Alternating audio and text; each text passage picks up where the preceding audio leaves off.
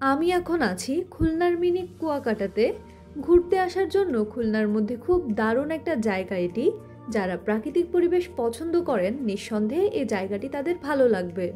নদী ও ঝাউ বাগান এই জায়গাটির বিশেষত্ব, দুইয়ের কম্বিনেশনে জায়গাটি অনেক মনোরম হয়ে উঠেছে।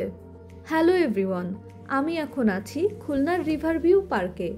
বর্তমান নাম রিভারভিউ হলেও পূর্বে নাম ছিল খুলনা ইকো পার্ক।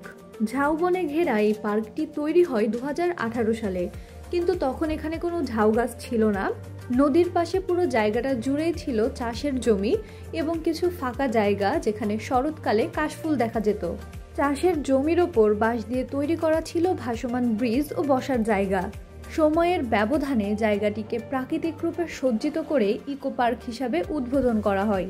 পরবর্তীতে নাম পরিবর্তন করে রাখা হয় খুলনা রিভারভিউ পার্ক। পরিবার, প্রিয়জন বা বন্ধুদের সঙ্গে ঘুরতে আসার জন্য জায়গাটি হতে পারে একটি ভালো চয়েস। শহরের কোলাহল থেকে বেরিয়ে শান্ত ও মনোরম পরিবেশ যারা উপভোগ করতে চাচ্ছেন তারা নিঃসন্দেহে এই জায়গাটি চয়েস করতে পারেন।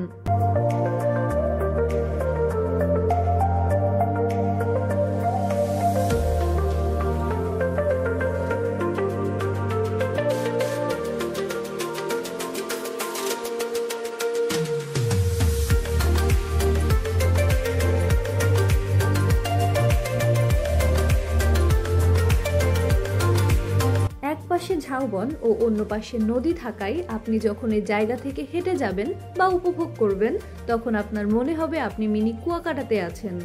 বর্তমানে এখানে প্রবেশের জন্য টিকিটের ব্যবস্থা নাই, তবে গার্ড হিসাবে এখানে যারা বসে থাকে তারা যদি প্রবেশের জন্য আপনার কাছে কিছু চাই তাহলে আপনি চা খাওয়ার উদ্দেশ্যে তাদের কিছু টাকা দিতে পারেন। আপনার মনে এখন প্রশ্ন আসতে পারে এই জায়গাটিতে কিভাবে আসবেন। উত্তরটা হচ্ছে খুলনা রূপসা ব্রিজের নিচে এসে আপনারা যদি কোনো ইজি বাইকওয়ালা বা ভ্যানওয়ালা মামাকে বলেন রিভারভিউ পার্কে আসতে চান তাহলে তারা আপনাকে নিয়ে আসবে, আর এক একজনের ভাড়া লাগবে 10 টাকা। সো ভিউয়ার্স, ভিডিওটি দীর্ঘায়িত না করে এখানেই শেষ করছি। আজকের ভিডিও এ পর্যন্তই। দেখা হবে অন্য কোনো ভিডিওতে অন্য কোনো জায়গার ইনফরমেশন নিয়ে। সে পর্যন্ত আপনারা ভালো থাকবেন, সুস্থ থাকবেন এবং আমার চ্যানেল ও পেজে লাইক এবং সাবস্ক্রাইব করে আমার পাশে থাকবেন।